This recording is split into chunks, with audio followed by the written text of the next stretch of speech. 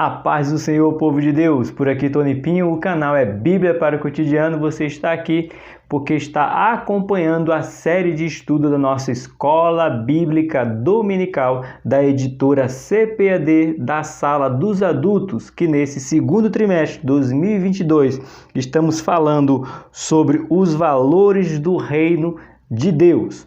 Chegamos na lição de número 5, o casamento é para sempre. Pensa numa lição que vai dar o que falar, dá pano para manga, porque hoje os casamentos estão se dissolvendo como se dissolve aqueles remédios que põe lá que salva as bolinhas, sabe? Tá assim, a todo jeito, casa separa, casa virou uma bagunça. Mas o que diz a palavra de Deus sobre o casamento? É isso que você vai aprender hoje. Não esqueça, a editora é a editora CPAD, é o segundo trimestre de 2022 da Sala dos Adultos. A lição 5 está falando, o casamento é para sempre. Você concorda? Se você concorda, pega aí a sua Bíblia digital, como é a minha, ou impressa. E se você não concorda, também você vai ouvir o que diz a palavra de Deus. Não esquece de pegar a sua Bíblia. A minha é gigantona, senão eu não consigo ler. Marca texto para marcarmos aqui na nossa Bíblia. Pega aí o seu copo de água, porque você vai precisar. Vai! Hoje, mais uma vez, essa aula vai ser daquela que vai dar o que falar, porque vamos seguir princípios bíblicos. Não é o que eu penso, o que eu acho. É o que a Bíblia diz, o que Deus determinou e que Jesus veio somente retificar. Veio dizer, é desse jeito. Vamos juntos crescer na graça e no conhecimento do nosso Senhor Jesus Cristo.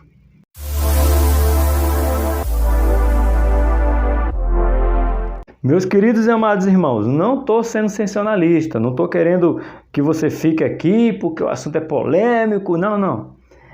É que para falar de casamento nos dias de hoje, 2022, eu posso falar com propriedade, porque eu e a minha Rose, nós somos ministrantes para casais, nós somos credenciados pelo Ministério Casados para Sempre. Sim, somos credenciados não somente no Casados para Sempre, como também Homem ao Máximo, eu e Mulher Única, a Rose. Então a gente trabalha com casais, a gente dá palestra para casais, fazemos encontro de casais, mas acima de tudo, a gente tem o curso, que não é nosso, é da faculdade, da família, na verdade, isso mesmo, faculdade da família, porque são dois cursos, MMI, que é tanto Mulher Única como Homem ao Máximo, que somos credenciados também, e a Faculdade da Família, que trata especificamente sobre Casados para Sempre. Você já fez? Na sua cidade tem? Nos conta aí. A gente abre turma para Casados para Sempre. É um ensinamento, o curso é de 13 semanas, para você ver que é tão importante, que não é uma palestra de 2 horas, é um curso de 13 semanas. Então, a gente fala com propriedade. Aí você fala, e por que a Rose não está com você? Porque a Rose não gosta da câmera. A Rose prega para as mulheres, a Rose vai curso para casais, mas a câmera não é com a Rose. E a gente tem que respeitar e saber que cada um vai até onde pode. E a câmera não é com ela, por isso que eu estou só. Tentei, mas não consegui dessa vez.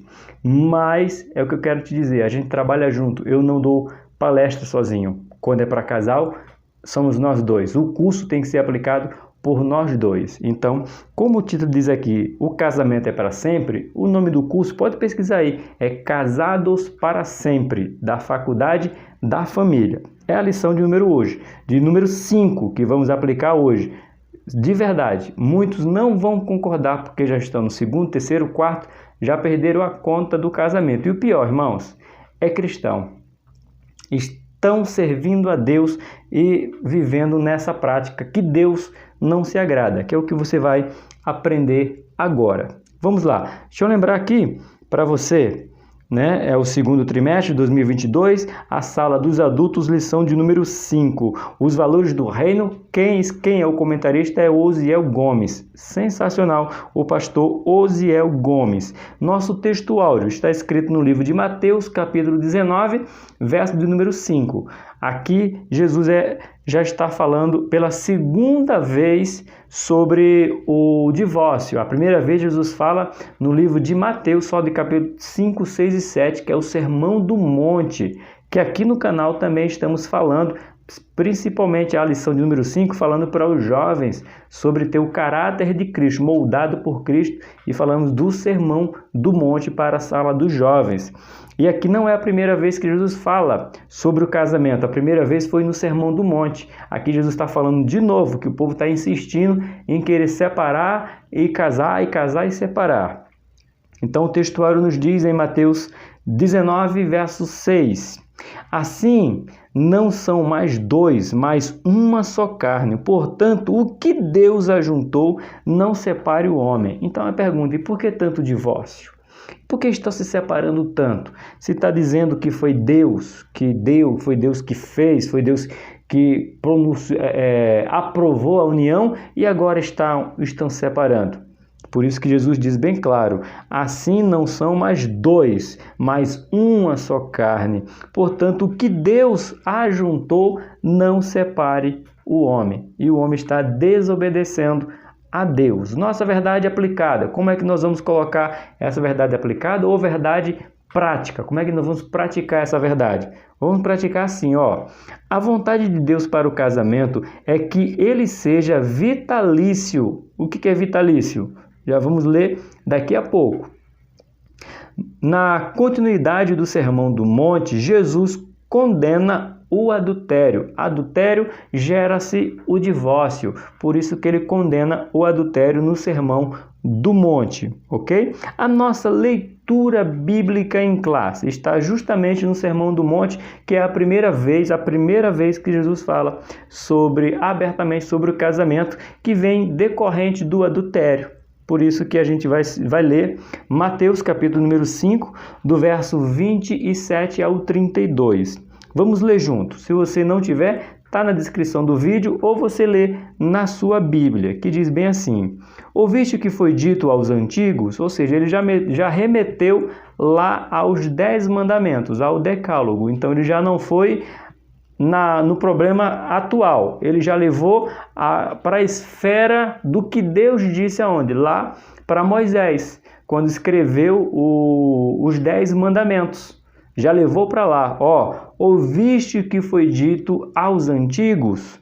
Não cometerás adultério. Foi dito lá para os antigos, já está escrito para não cometer adultério. E aqui precisa uma explicação, porque eu não sei quem está me ouvindo. Existe aqui uma diferença sobre adultério e fornicação. Aqui Jesus está falando literalmente para os casados. Só cometia adultério quem fosse casado.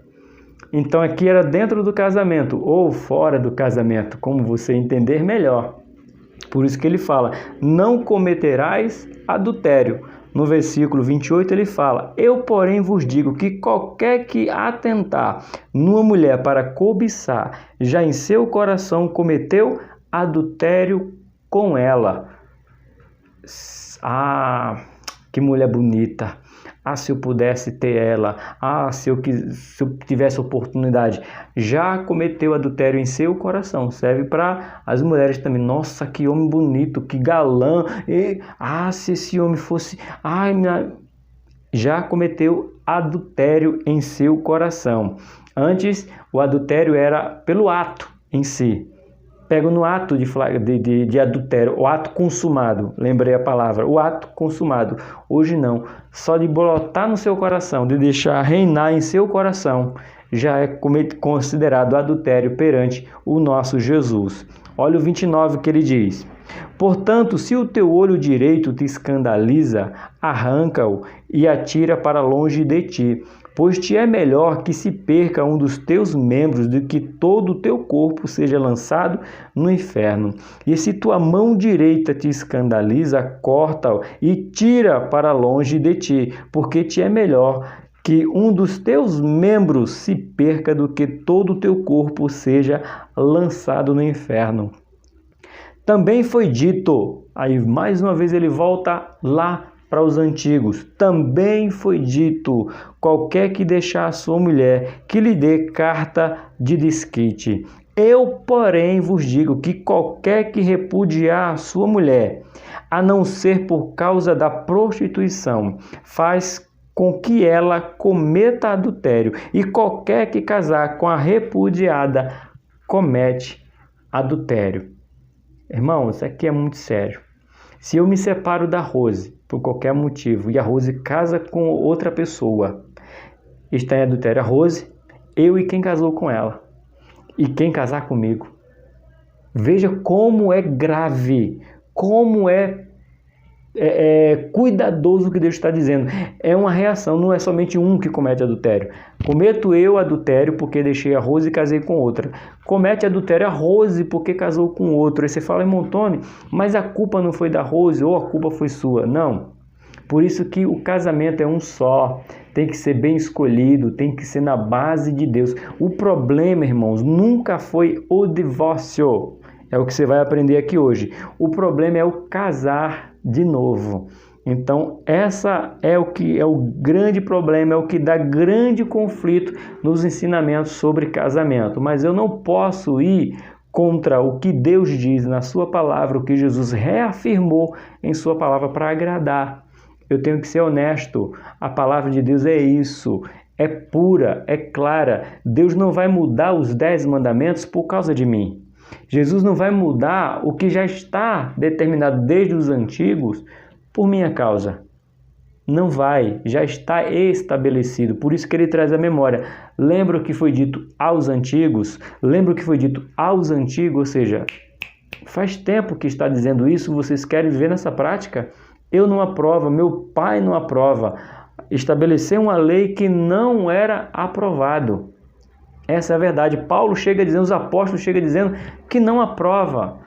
Nós estamos sendo muito flexíveis e isso estamos cada vez mais nos afastando dos mandamentos de Deus. E Deus vai cobrar, principalmente na área do casamento.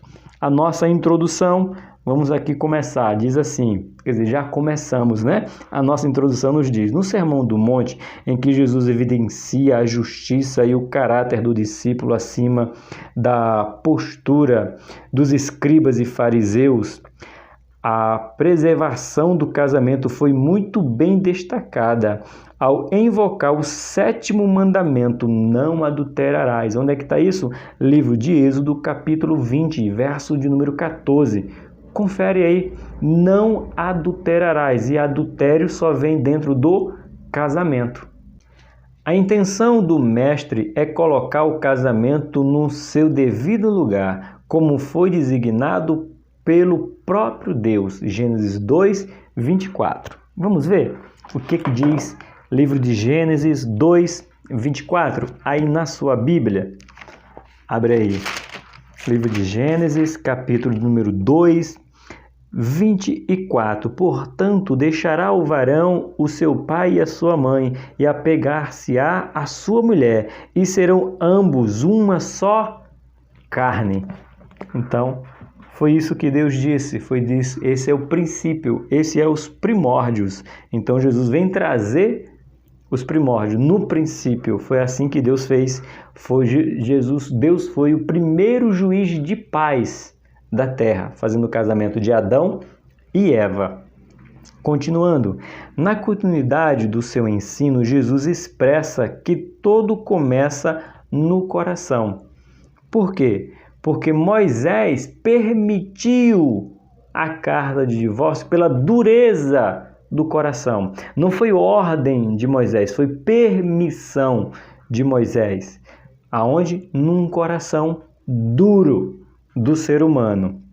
Assim, cai por terra as teorias quanto ao divórcio, as evasivas criadas por aqueles que pensam em se separar de seu cônjuge, visto que os que realmente são dominados pelos valores ensinados por Cristo procuram em tudo a preservação da pureza da vida conjugal e do verdadeiro lar cristão. Em Mateus 5, 27 e 32 a 32, Jesus esclarece que não há espaço para uma moral dupla, como deseja uma sociedade enganadora.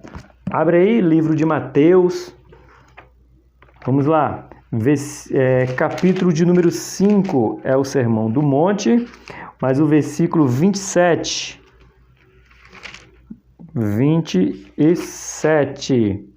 que diz aqui: ouviste que foi dito aos antigos, não cometa adultério.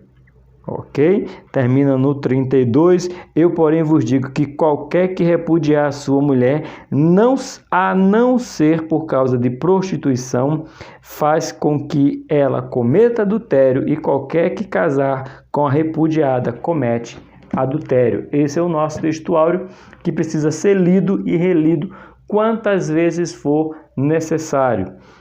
A palavra-chave para hoje é casamento. Casamento. Nosso ponto 1 vai nos dizer a condenação do adultério. Adultério é condenável, é condenado pelo nosso Senhor. Definição de adultério.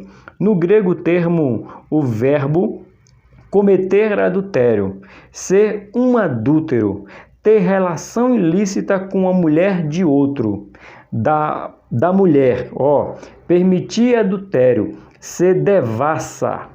Nossa, é muito forte as definições sobre adultério. Biblicamente, o adultério é definido como uma relação sexual que um homem casado tem com uma mulher que não é a sua esposa, ou vice-versa. Abre aqui um parênteses. Pode ter adultério duplo ou adultério simples, como se fosse possível, né? Mas é só uma conotação. O que é adultério simples? Eu, casado, ficar com uma jovem que não é casada, ou com uma mulher que não é casada. Então é adultério simples. E tem o adultério duplo. Eu, casado, ficar com uma mulher casada. Então é adultério duplo. Você sabe que eu gosto de simplificar a minha aula, certo? Vamos lá. A idolatria era chamada figuramente de adultério. Você sabia que a idolatria no Antigo Testamento, você pegar aí Jeremias, Ezequiel, Deus fala que as pessoas, seus servos, que serviam a outros deuses, era chamado também de adúltero? Sim. Confere na sua Bíblia, livro de Jeremias, capítulo 3, verso 8 e 9, Ezequiel 23, 37. Deus falava que quem servisse a outro Deus era considerado como adúltero. Sim, também. Jamais se deve pensar que as ordens divinas em relação ao adultério fossem pesadas, de maneira nenhuma. Demais, na verdade, por meio dessa prescrição da lei, o que se culimava era preservar o casamento, a fidelidade conjugal, a família. O mandamento não adulterarás trata-se de um dique que preserva a fidelidade conjugal e a família, a célula mater da sociedade. Essa aqui parece uma frase do Hernandes Dias Lopes, né, dizendo que a família ou casamento é a célula mater da sociedade. É o que mantém a sociedade, é uma família, é um casamento muito bem estruturado. No ponto 2.1 vai dizer a posição de Jesus quanto ao adultério. E o que Jesus diz?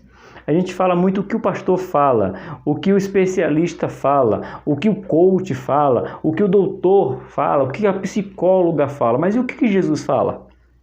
O que Jesus fala sobre o casamento? Vamos ver. Para Jesus, a gênese do adultério está no coração, começando com um olhar cobiçoso e pensamentos impuros que levam à prática sexual ilícita. E ele diz bem claro nos 10 mandamentos, no decálogo, que não cobiçará a mulher do próximo. Só que está lá embaixo, cobiçará. Primeiro está não adultera, mas ele sabe que tem aqueles que iriam cobiçar. Então começa onde? Nos olhos, no coração, para que venha nascer o ato de adultério. Que para Jesus pensar, desejar, querer aquilo que não é seu, já é adultério. Lembrando, tá? Tratando de adultério, de casamento. O posicionamento do mestre vai além de tudo que no Antigo Testamento era permitido ao homem, divorciar-se de sua mulher. Deuteronômio 24:1. Foi permitido por Moisés, mas não por Deus, ok? Não por Cristo. Cristo vai ao cerne da questão e fala de um coração profano e contaminado, capaz de olhar cobiçosamente para uma mulher e, sem motivo, conceder carta de divórcio à sua esposa. Eu olhei para outra e disse: essa é mais magra, essa é mais gorda, essa é mais alta, essa é mais baixa, essa é mais branca, essa é mais negra. Então, era qualquer motivo. Separa dessa e casa com essa. Jesus chegou assim, ó: meus discípulos, aqueles que se chamam pelo meu nome, aqueles que querem seguir o meu exemplo? Nananina, não funciona desse jeito. Não é assim, ok? No sermão, Jesus evidencia a importância de homens e mulheres abster-se de pensamentos impuros, tanto fora como dentro do casamento, pois é dessa forma que se consegue manter a pureza em 3 níveis: sexual, moral e social. Quando você ocupa a mente com as coisas, com os valores do reino, você previne em 3 níveis: sexual, moral e social. Precisamos ter a consciência de que, perante Deus, como bem expressou Cristo, uma intenção errada é tão pecaminosa quanto um ato. Por isso, devemos sempre buscar pensamentos puros e bons. Então, volta aqui um pouquinho nos atos, né? Que a gente pode preservar a nossa mente: sexual, moral e social. Veja, quando você é casado, comete um adultério ou até mesmo se divorcia. Você tem, primeiro, um ato ilícito, que é o ato sexual. Então, você já cometeu um ato ilícito. Aí tem um problema moral, porque você afligiu as leis de Deus, então moral e social, porque perante a sociedade você desfaz de sua família para ingressar em outra família, destrói uma para fazer outra, então você constrói um casamento com o alicerce destruído de outro. Então é um fato moral, sexual, moral e social que não deve ser seguido. Então o problema é onde? Os pensamentos. Por isso que a Bíblia diz para pensar nas coisas que são boas, que são do alto, ou puras e boas. Isso é o que Jesus pensa, isso é o que Jesus ensinou para os seus discípulos. No 1.3, os males do adultério. Vamos ver os males do adultério? O adultério sempre é prejudicial para a estrutura familiar. Ponto. E qualquer infidelidade no relacionamento a 2 sempre será ruim, nunca será bom, pois gera desconfiança, feridas emocionais, desvalorização, desrespeito, fraqueza e quebra na vida espiritual. Por isso é importante evitar tanto a prática do ato como os pensamentos indevidos. Então é melhor ocupar a mente com as coisas de Cristo do que estar com esses pensamentos, porque vai vir aqui, vamos ver aqui, feridas emocionais, vai ter desrespeitos, fraqueza e quebra da vida espiritual, bagunça tudo. O adultério traz destruição total, acaba com toda a estrutura familiar, espiritual, sentimental. É uma catástrofe. Não há nada de bom em um adultério e em um divórcio. Não havendo pureza em seus pensamentos, nem havendo lealdade com o seu cônjuge, o relacionamento entra em perigo e perturba a mente do cristão. O que tanto a mente de Cristo só deve pensar coisas boas. O adultério deve ser evitado a todo custo, pois as suas consequências são devastadoras, além de ser pecado, fere a santidade de Deus. Fere a santidade de Deus. O adultério, ela fere a santidade do nosso Deus. A sinopse do nosso ponto 1. O Senhor Jesus condena claramente a prática do adultério. Não há brecha, não há como querer disfarçar, querer maquiar, querer justificar. Justificado você é pelo sangue de Cristo e não pelo pecado, pelo adultério que você comete. Mais tarde, quando Jesus insistiu nesta visão estreita do divórcio, os fariseus perguntaram: então por que mandou Moisés dar-lhe carta de divórcio e repudiá-la? Olha a frase dos fariseus. Então por que mandou Moisés dar-lhe carta de divórcio e repudiá-la? Aí vem a resposta. Ele respondeu que Moisés tolerou essa prática por causa da dureza do vosso coração. Jesus manteve a posição anterior exatamente pela lei natural quando instituiu o povo com o Criador. Designou que o marido e a esposa fossem uma só carne e nunca se separasse. Mateus 19, do 4 ao 11. Na passagem em foque, Jesus diz que o homem que se divorcia da esposa por qualquer razão, exceto por infidelidade patrimonial, e se casa com outra mulher, comete adultério. A vontade de Deus é a permanência do matrimônio nesta terra. Assim, Malaquias escreve que Deus diz que o casamento é a carne e que ele aborrece o repúdio ou odeia o divórcio. Malaquias 2, do 14 ao 16, Deus usa essa frase: eu odeio o divórcio. Divórcio nunca foi, nunca será e jamais permissão, querer, vontade de Deus. Simplesmente pela dureza do coração. Tentaram jogar nas costas de Moisés e Deus disse: não. Jesus disse: não. Não coloca na conta de Moisés, não. A culpa é da dureza do coração de vocês. Ponto número 2. O que rege o coração, rege o corpo. Olha só. Ponto 2.1. O que procede do coração? O pecado não está restrito apenas ao ato, mas também a pensamentos impuros, malignos, cuja fonte é o coração. Do hebraico coração, fala do homem interior, vontade, alma, inteligência. Trata-se do lugar dos desejos, das emoções e paixões. No seu aspecto figurativo, o coração refere-se ao caráter moral. Um cristão que tem um coração transformado tem um viver totalmente diferente, visto que o seu coração é regido pela palavra do nosso Deus. Rege no coração. Então o coração você tem ali todos os pensamentos, onde vem as maldades, onde vem os desejos pecaminosos, parte do coração. Então por isso que Jesus fala que foi permitido pela dureza do coração por Moisés, e não ordenou, mas permitiu. 2.2. O homem é o que pensa, ele é o que pensa.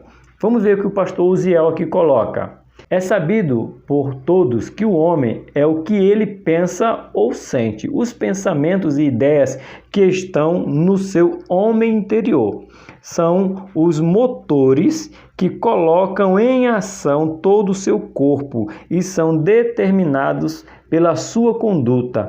Desse modo, o homem colherá aquilo que semear. Se semear coisa boa no seu coração, vai colher coisa boa. Se semear no seu coração coisa má irá colher. Livro de Gálatas, capítulo de número 6, verso número 7. O que semeia pensamentos de cobiça, deseja outra mulher, não demorará para que concretize isso na prática. A cobiça é algo que começa no coração. É como uma pequena semente gerar o fruto do pecado. Cada um é enganado por sua própria cobiça, o qual dará luz ao pecado, que sendo consumado levará à morte. Tiago, capítulo 1, do versículo 4 ao versículo de número 15. Continuando com o que diz o pastor Osiel. O Senhor Jesus falou: aquilo que rege o coração se evidenciará no nível diário de uma pessoa por meio dos seus atos. Livro de Mateus, capítulo número 15. Livro de Lucas, capítulo de número 6. O que foi muito bem explicado por Paulo, quando chamou de obras da carne as ações produzidas por um coração pecaminoso. Livro de Gálatas, capítulo 5, importantíssimo ler, 19 a 21. Ninguém está isento de tentações, mas é preciso revestir-se do novo homem interior, produzido por Cristo, para jamais cometer os atos pecaminosos por meio do corpo. Você tem Efésios 4, Romanos 6, que fala que nós estamos em Cristo. Estando em Cristo, não vamos dar vazão a pensamentos ilícitos, impuros, pensamentos que vai nos gerar pecado e assim cometendo adultério, vem o divórcio destrói a sociedade, destrói o próximo e desonra, acima de tudo, ao nosso Deus. A saída é pedir para Jesus fazer a transformação e nos dar um novo coração, como disse para Ezequiel, que é nos dar um novo coração temente a Ele, reto a Ele, tirar o coração aqui de pedra e colocar um coração de carne voltado ao nosso Senhor. Nosso 2.3 vai nos dizer: sujeitando o corpo ao espírito, é a saída. É o que nos cabe para resistir ao adultério e com isso vir o divórcio. Entregar, sujeitar o nosso corpo ao Espírito. O caminho para que o cristão possa dominar bem o corpo é viver na dependência do Espírito. Ao contraste de Gálatas, que fala do fruto da obra da carne, nós temos em Gálatas o fruto do Espírito. E um dos principais é temperança. Na Bíblia NVI chamamos de domínio próprio. Ok? Jesus fez o uso de figuras de linguagem de modo hipotético para mostrar como se deve fazer para vencer os sentimentos sexuais. Ou, a seguir, ele usa figurativo, né? Se o teu olho direito te escandaliza, arranca-o e atira para longe de ti. Ah, tá mandando arrancar? Não, ele está dizendo que é o olho que vê e desce ao coração. Então, o que o teu olho vê e vai fazer você pecar, repreende já na mente, naquilo que o olho viu. Então, arrancar, aquilo o olho viu, algo que te chamou atenção, repreende, arranca ele, no sentido de desejar aquilo que você viu. Então, esse é o arrancar o olho, não arrancar o olho. É arrancar aquilo que o olho tentou cobiçar antes de chegar no coração, você já repreende em nome de Jesus, ok?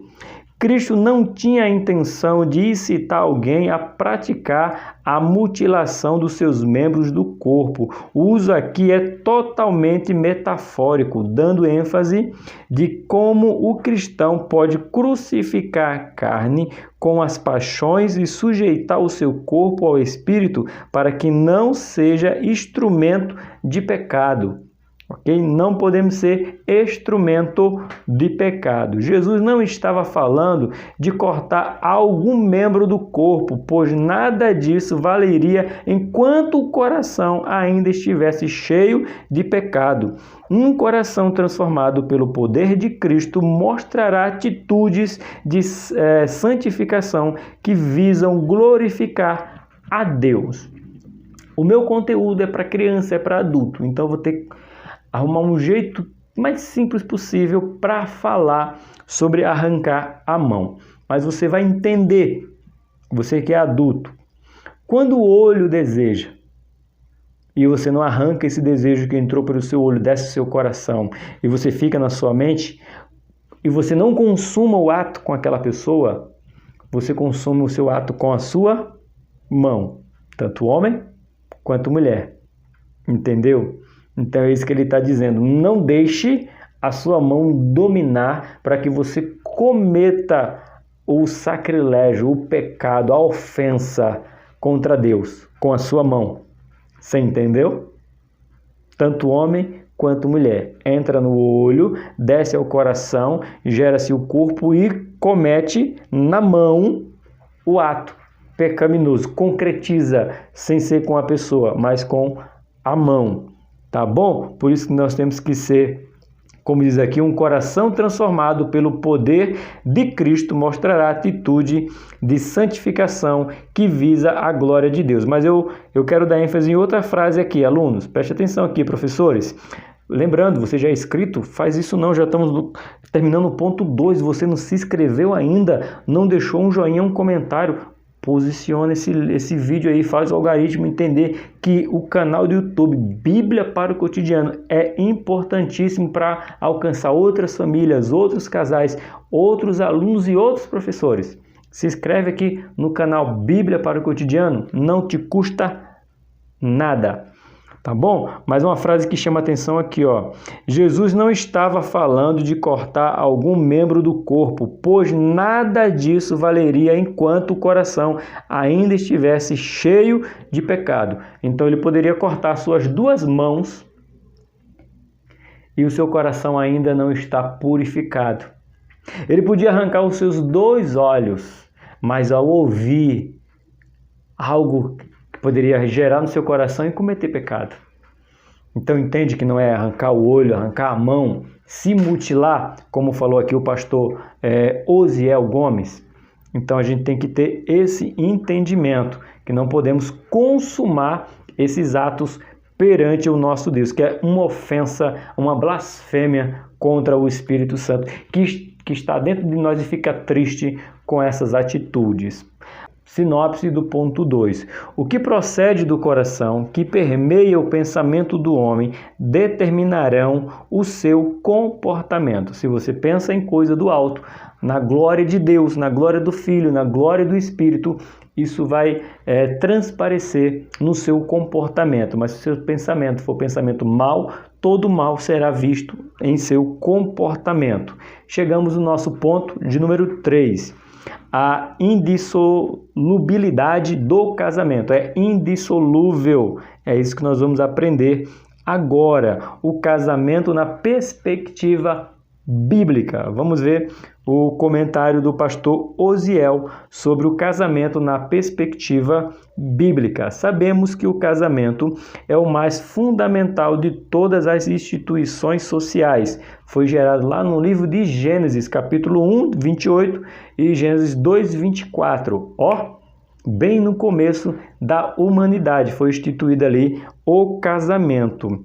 Na perspectiva divina, o casamento deve ser uma união permanente em que homem e mulher entram em aliança a fim de construir uma união única na mais perfeita intimidade, não querendo jamais que os votos do casamento fossem quebrados. Deus deu a ordem: não adulterarás. Então ele vai lá e implanta isso dentro de Israel, dentro nos 10 mandamentos.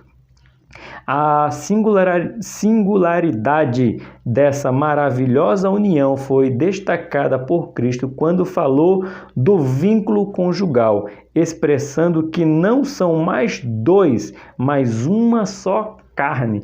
Não é 2, é 1. A gente coloca a tela do slogan do Casados para Sempre: 1 mais 1 é igual a 1, que se torna 1 e não 2, porque nós estamos 1 em Cristo. Essa matemática é só Deus que faz. Vamos continuar. Paulo via essa união de maneira tão cândida que comparou o amor de Cristo como sacrificou pela igreja ao amor de um marido para com a sua esposa.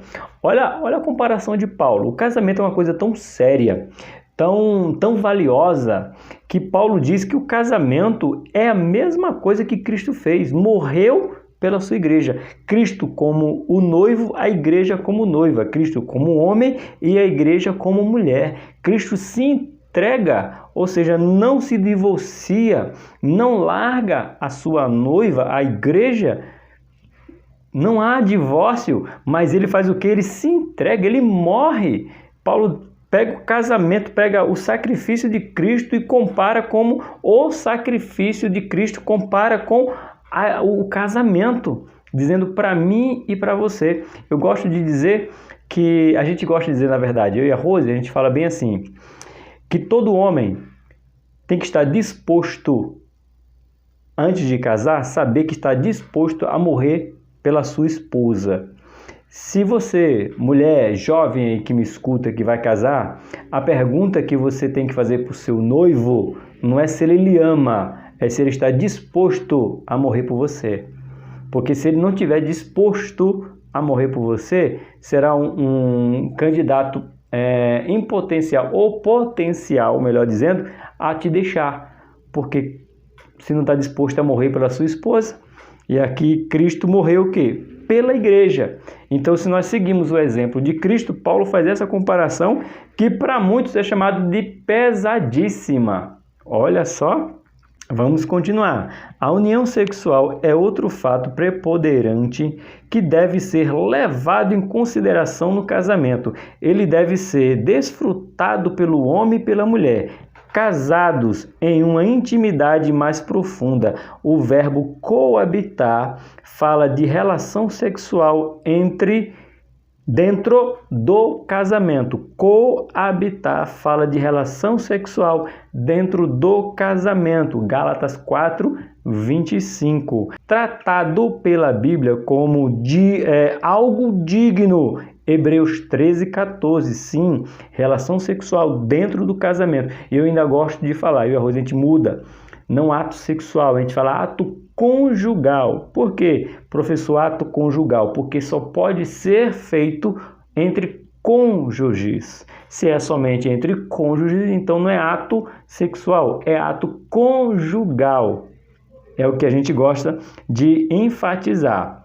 Tratada pela Bíblia como algo digno, que já falei, né? Hebreus 13:4. O casal cristão é consciente de que jamais deve usar o sexo como faz o ímpio, sem amor, carinho, respeito, tão somente para dar vazão às suas lascívias. Dentro do casamento, primeiro eu honro a esposa, o homem honra a esposa, primeiro ela, depois ela, e se der tempo, nós. É tudo para ela, porque a Bíblia diz que eu tenho que honrá-la, eu tenho que servi-la, eu tenho que mostrar primeiro a ela, a satisfação primeiro é dela. Ficou claro, homens? É assim que a gente dá palestra, é assim que a gente ensina. Aqui eu não posso abrir as linguagens, porque esse canal é um canal que a aula é família. Por isso que a gente tem que tomar cuidado, mas a gente fala bem aberto. Então, primeiro é a mulher. Sempre a mulher, depois nós. Se o marido ou o homem, o jovem que vai casar, não tem essa mentalidade, primeiro ele tem que ser ensinado, tanto que na faculdade da família tem um curso chamado de noivos, né? É o ONU, que é para noivos, sim, para ensinar essas realidades para os jovens que irão se casar, ok? Vamos continuar. Portanto, o casal que deseja que o seu casamento dure para sempre deve estar em comunhão com Deus e ter uma união marcada pelo amor e uma vida sexual regrada e sadia. Quantas vezes por dia, professor? Quantas vezes por hora? Quantas vezes por mês? Por ano? Não há regra, irmãos. Não tem resposta pronta. Por quê? Porque eu tenho uma idade, A minha Rose tem outra idade e a gente está casado há 23 anos, já iremos agora para 24 anos, então a minha vida é diferente da sua. O meu trabalho é diferente do seu. O trabalho da Rose é diferente da sua esposa. Então, o nosso corpo é diferente. Então, não há regra. Não tem resposta pronta. Tem conversa entre vocês dois. Todo dia? Depende de vocês. Uma vez por semana? É de vocês. Uma vez por mês? É vocês que determinam. É o corpo de vocês. É a mente de vocês. É o combinar de vocês. Não vá com resposta pronta, porque a sua vida é completamente diferente da minha. Isso também nós falamos abertamente, tá bom? Nosso ponto 3.3, casamento, uma união indissolúvel.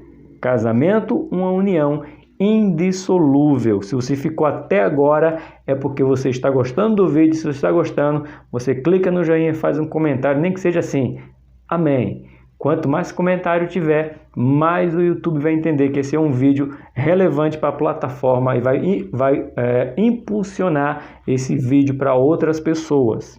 3.3.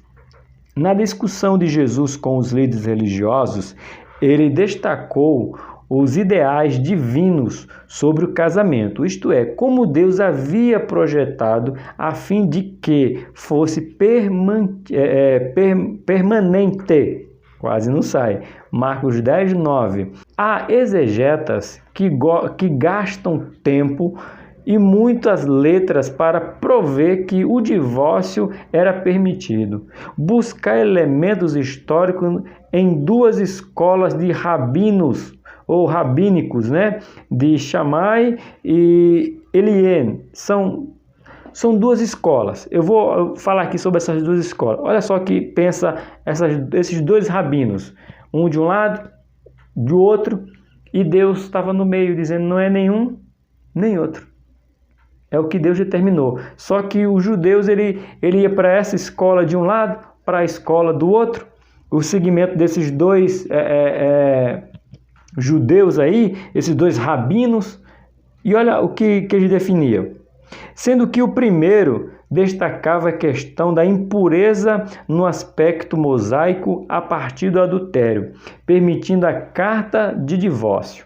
Um dizia assim, se teve adultério, permite o divórcio. E o outro dizia, a segunda era mais liberal, dizia que qualquer desagrado da parte do marido podia divorciar do casamento. Diz até que na nota de rodapé desse rapaz aqui, Hiller, acho que é isso com H, Hiller, ele dizia se a mulher queimasse o arroz, era motivo de divórcio.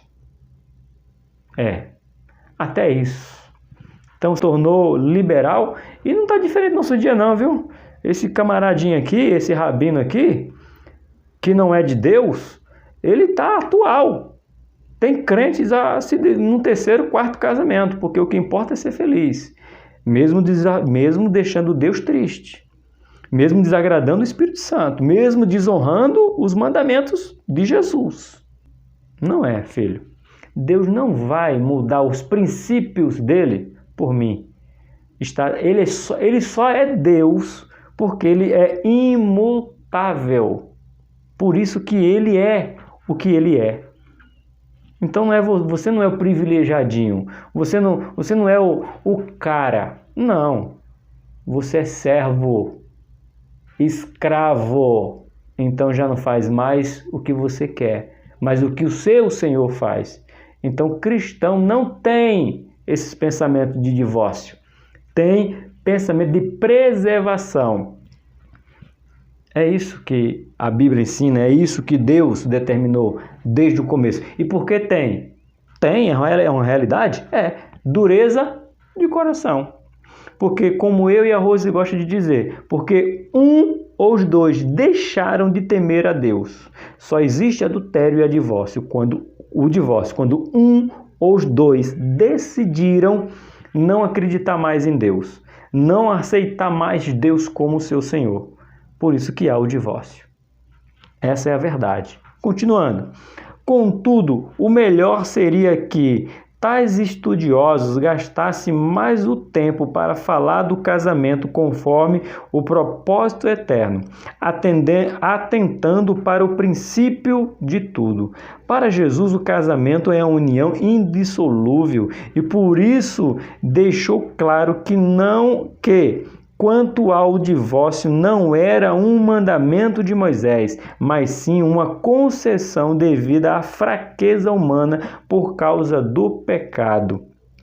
Pelo padrão baixo de desmoralizante em que muitos estavam vivendo, enquanto a lei permitia o divórcio, Jesus salienta que isso significava legalizar o adultério. Sempre é doloroso falar sobre divórcio, visto que já se trata da destruição de um casamento.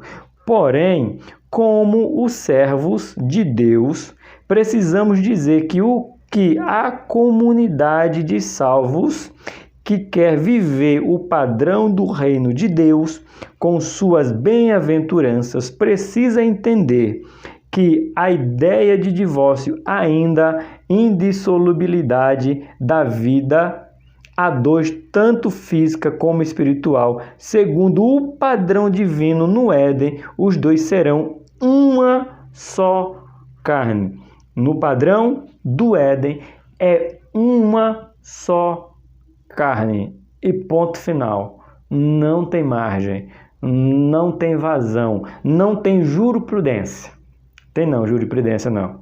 Aqui é o que é. Já está determinado pelo Pai, certificado pelo Filho e está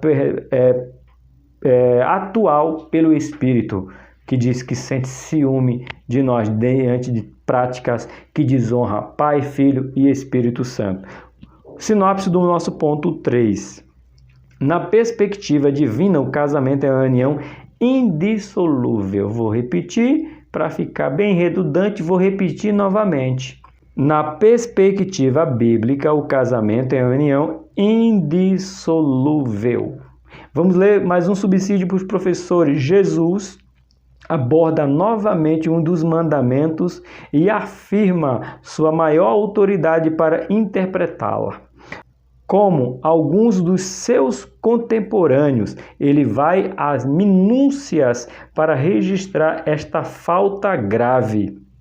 Alguns fariseus fecharam os olhos ou adiaram com a cabeça inclinada para não olhar uma mulher. Mas Jesus identifica o coração como a principal parte ofendida do ser humano. Olha aí, pois o coração é a sede da vontade, da imaginação e da intenção da pessoa.